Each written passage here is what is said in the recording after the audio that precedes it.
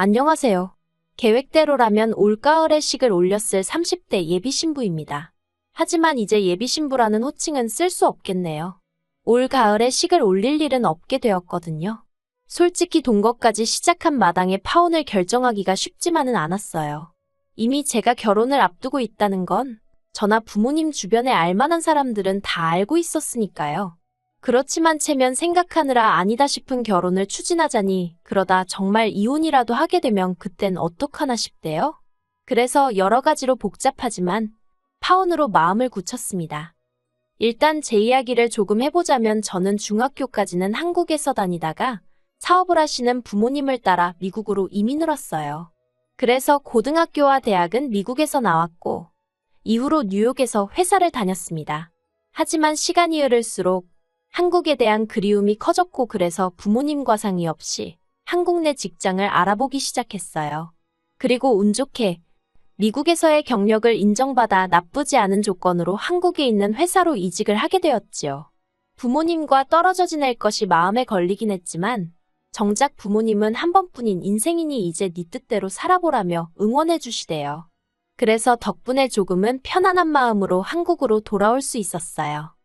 그리고 이렇게 한국에서 직장 생활을 하다가 남자친구를 소개받았습니다. 직장 상사의 소개였기 때문에 내키지 않아도 나갈 수밖에 없는 자리였어요. 미국이었다면 당연히 싫다고 했겠지만요. 하지만 인연이긴 인연이었는지 남자친구도 저도 서로 호감을 느꼈고 이후로 얼마 지나지 않아 바로 사귀는 사이로 발전했습니다. 남자친구는 저와 마찬가지로 직장을 다니는 평범한 회사원이었어요. 그리고 해외 이민이라던가 그런 쪽에 무척이나 관심이 많더라고요. 그래서 종종 저한테 언젠간 다시 미국에 돌아갈 계획이 있는지 묻곤 했어요. 그리고 그때는 그 질문에 속뜻이 뭔지 정확히 알지 못한 채 그냥 별 생각 없이 가게 되면 가는 거겠지라고 대답하곤 했는데 남자친구는 저에게 이런 선택권이 있다는 것 자체를 부러워하더군요. 그리고 이 부러워하던 마음이 저에게 프로포즈를 하게 된 계기였는지 그것까진 잘 모르겠어요. 아무튼 남자친구가 사귄 지 1년이 넘어가자마자 저에게 프로포즈를 해왔고 저는 그 프로포즈를 받아들였습니다. 사실 아무리 부모님과 매일같이 연락하고 왕래를 했어도 마음 한켠으론 늘 먹먹한 그리움이 있었던 차에 남자친구와 결혼을 하면 한국에도 제 가족이 생기는 거잖아요. 그리고 그 가족에 대한 기대가 컸던 게 프로포즈를 받아들인 결정적인 이유기도 했네요. 미국에 계신 부모님께 교제 중인 사람이 있다는 건 진작에 말씀을 드렸었기에 프로포즈를 받았다는 이야기를 꺼냈을 땐 두 분 다 그렇게 놀라진 않으셨습니다. 오히려 저 혼자 서울에서 사는 게 늘 마음에 걸렸는데 이제 한시름 놓았다고 표현하시더라고요. 그리고는 뭐 하나 정해진 게 없는 상황이었는데도 불구하고 당신들 사위 될 사람이 어떤 사람인지 빨리 보고 싶으시다며 한국에 오셨지요. 그런데 문제는 어머니가 남자친구를 별로 탐탁치 않아 하시더라고요. 아무래도 서로 조건이 너무 다르다면서요. 그리고 솔직히 그건 사실이었습니다. 남자친구 한 사람만 놓고 보자면 직장도 안정적이고 성격도 좋았는데 남자친구의 재정 상황은 그렇지 못했거든요. 남자친구는 저보다 적기는 했어도 한 달에 400 이상을 벌고 있었고 저는 그 정도면 나쁘지 않다고 생각했어요. 연애하는 동안 데이트 비용도 남자친구가 육제가 사정도 내고 있었으니 남자친구 형편이 빠듯할 거라곤 상상도 못했고요. 그런데 막상 결혼 이야기가 나온 이후로 신혼집이나 혼수와 같은 이야기를 나누게 되면 자꾸 자리를 피하거나 다른 이야기로 주제를 돌리는 거예요. 그래서 결국 제가 남자친구에게 단도직입적으로 물었습니다. 모아둔 돈이 없는 건지 아니면 뭐 내가 알아야 할 게 있는 거냐고요. 그리고 듣게 된 사실은 충격적이었습니다. 일단 남자친구는 모아둔 돈이 6천 정도 있었는데 당시 남자친구가 이미 직장 생활을 한 지 거진 10년 차였거든요. 그래서 제가 1년에 1,000만 원도 못 모은 거냐고 물으니 자기가 여기저기 돈 들어갈 곳이 많았답니다. 학자금 대출도 갚아야 했고 차도 샀고. 하지만 그렇다고 해도 뭔가 납득이 되질 않더라고요. 한국은 미국에 비하면 학비도 저렴한 데다가 남자친구는 2년제 대학을 나왔다고 했으니까요. 그리고 차도 무슨 얼마나 비싼 외제차도 아니고 그냥 국산 소형 SUV였습니다. 그래서 제가 남자친구에게 정말 그게 다냐고 몇 번을 되물었어요. 그랬더니 사실은 부모님께서 살고 계신 곳이 반월세인데 그 월세를 남자친구가 계속 내드리고 있었답니다. 밑에 있는 하나뿐인 여동생 용돈도 주고요. 그리고 그 이야기를 들었을 땐 솔직히 너무 어이가 없었어요. 그렇지만 남자친구가 말하길 이걸 제가 이상하게 받아들이는 이유는 제가 미국물을 먹어서 그렇답니다. 한국에선 이게 너무나 당연한 거래요. 자기가 장남이니까 부모님도 챙기고 동생도 챙겨야 한다면서요. 그리고 저도 기억을 더듬어 보니 친가나 외가족 부모님이 돌아가시기 전까진 저희 부모님이 잘해드렸던 기억이 나대요. 주말마다 모시고 나가서 외식하고 그런 기억들이요. 그래서 정말 제가 미국 문화에 익숙해져서 거부감을 느끼는 건가 싶었습니다. 단지 남자친구뿐만이 아니라 한국에 있는 사람들은 다 그렇게 사는가 보다 싶었지요.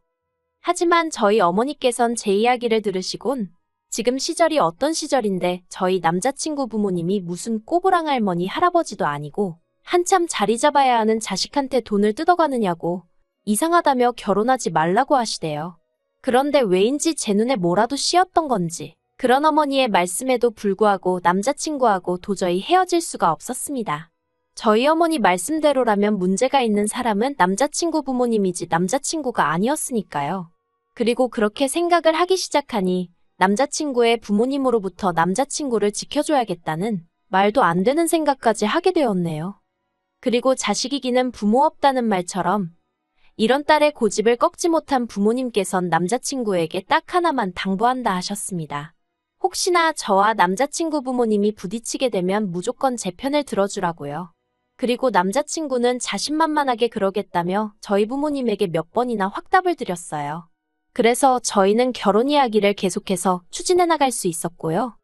그런데 저희 부모님이 한국에 오셔서 저를 위해 해주신 일은 그게 다가 아니었습니다. 결국 저희 결혼을 허락하신 부모님께서는 온 김에 일단 해줄 수 있는 건 다 해주시고 가시겠다며 제 앞으로 작은 아파트도 한 채 사주고 가셨으니까요. 사실 남자친구가 모은 돈에 제가 모은 돈을 다 더해도 대출을 받지 않으면 어디 전세나 가야 할 상황이었는데 생각지도 못한 집이 생겨서 여러 가지로 숨통이 트이는 듯 했어요. 남자친구도 이 정도는 기대도 안 했는데 너무 좋다고 난리도 아니었지요. 그리고 저는 마침 전세 계약도 끝나가던 차였기에 부모님이 사주신 아파트로 먼저 이사를 했어요.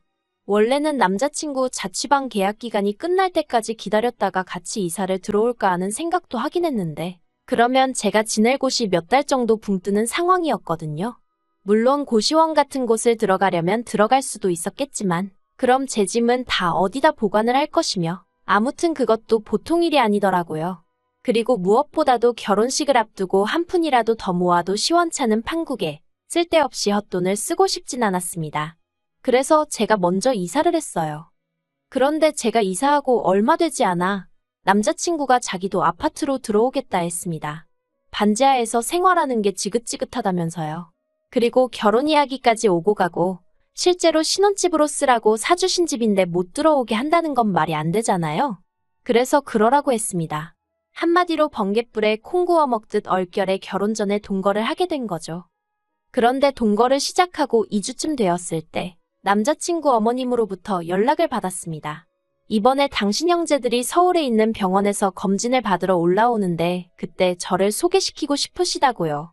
저는 솔직히 결혼식 당일에 뵙게 될 줄 알았고 그거면 충분할 거라고 생각했는데 어머님이 갑자기 그런 말씀을 하시니 당황스럽더군요. 하지만 그런 제 마음도 모른 채 남자친구가 옆에서 그거 정말 좋은 생각이라며 그러라고 했어요. 이번 기회를 놓치면 제가 직접 한 분 한 분 뵈러 인사를 가야 한다면서요.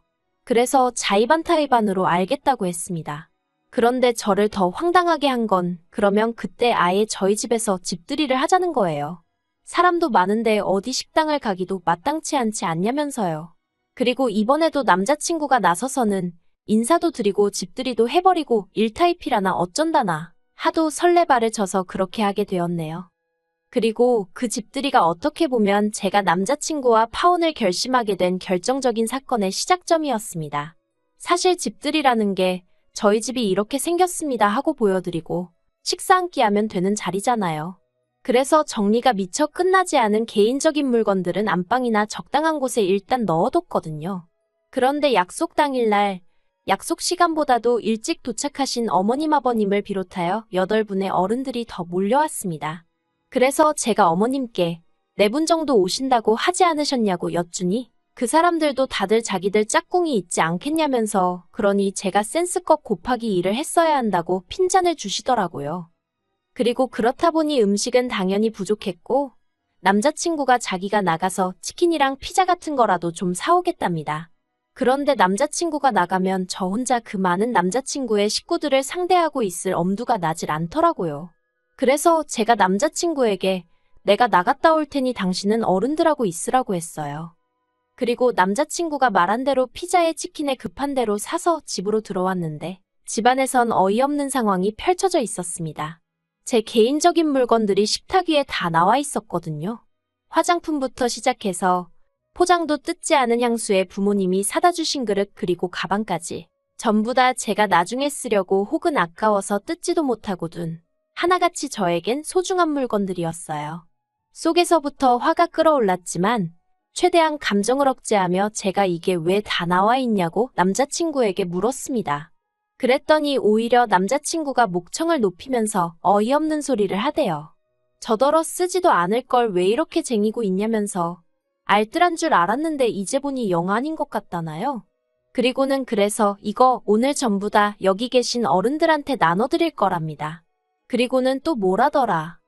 앞으로 쓸데없는 건 안 사겠다고 여기 어른들 앞에서 자기한테 맹세를 하라는 거예요. 어이가 없어서 제가 무슨 헛소리를 하느냐고 그랬어요. 쓸 데가 있건 없건 내 돈 주고 산 건데 당신이 왜 이러냐고 별꼴이라고 해버렸지요.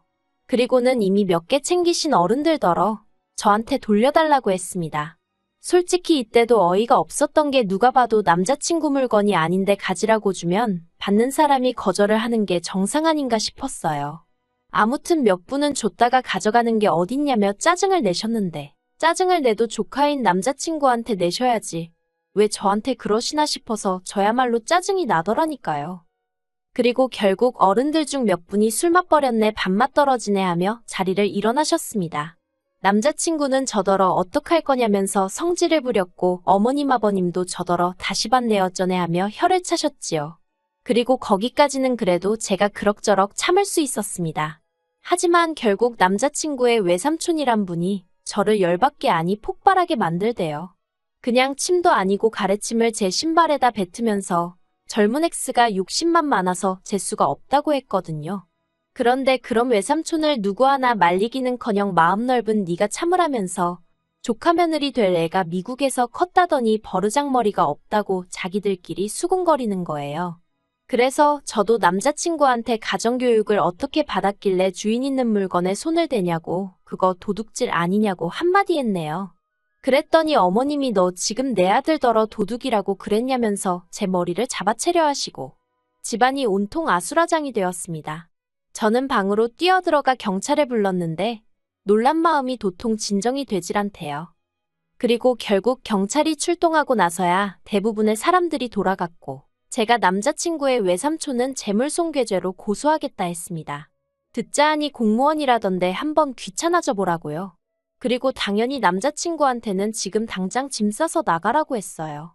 그랬더니 남자친구가 저더러 너무 감정적으로 나오지 말라면서 이럴 때일수록 이성적으로 논리적으로 이야기를 해야 한다나요? 그래서 지금 나는 누구보다 이성적이라고 경찰 한 번 더 부르기 전에 당장 내 눈앞에서 꺼지라고 했어요. 그러자 남자친구도 제가 한 번 내뱉은 말은 무조건 지키는 성격인 걸 알아서인지 그때부턴 무릎까지 꿇고 싹싹 빌대요. 그렇지만 제가 눈길도 안 주니 결국 짐 싸서 무슨 도살장 끌려가는 소마냥 나갔습니다. 그리고 그 이튿날부터 지금까지도 남자친구는 저더러 자기가 잘못했다며 다신 이런 일이 없게 하겠다는 헛소리를 하고 있어요. 제가 원하면 다시는 그 친척들 아무도 안 보고 살아도 된다면서 자기만 좀 받아달라고요. 그런데 그 피가 어디 가나요? 그냥 생각할수록 남자친구니 뭐니 해서 낭비한 제 시간이 아까워서 열받아 죽겠어요. 어머님 말 안 듣고 고집 피워서 이런 수모를 겪었나 싶기도 하고 당장 식장이며 뭐며 이것저것 예약해 놓은 게 많은데 그나마 다행이라고 해야 할지 제가 집을 해오게 되면서 비교적 자질구레한 일들은 다 남자친구가 했거든요. 지 돈으로 예약금 걸고 했으니 그거 몇 푼이라도 건지려면 지가 다 전화 돌리고 해야 할 건데 얼마나 귀찮아할지 안 봐도 눈에 선합니다. 그냥 여러 가지로 짜증이 나는데 똥 밟은 셈 쳐야겠죠? 그래도 청첩장 돌리기 전이라서 얼마나 다행인가 싶고, 오죽하면 이런 집들이를 하게 만들어준 남자친구 부모님이 고맙기도 하네요. 이 꼴을 결혼식까지 올리고 나서 봤다고 생각하면 막막하잖아요. 아무튼 또 누굴 만나서 결혼을 하고 이런 건 지금 생각도 못 하겠고요. 그냥 이 정도에서 끝났으니 다행이다 감사하다 생각해야겠습니다.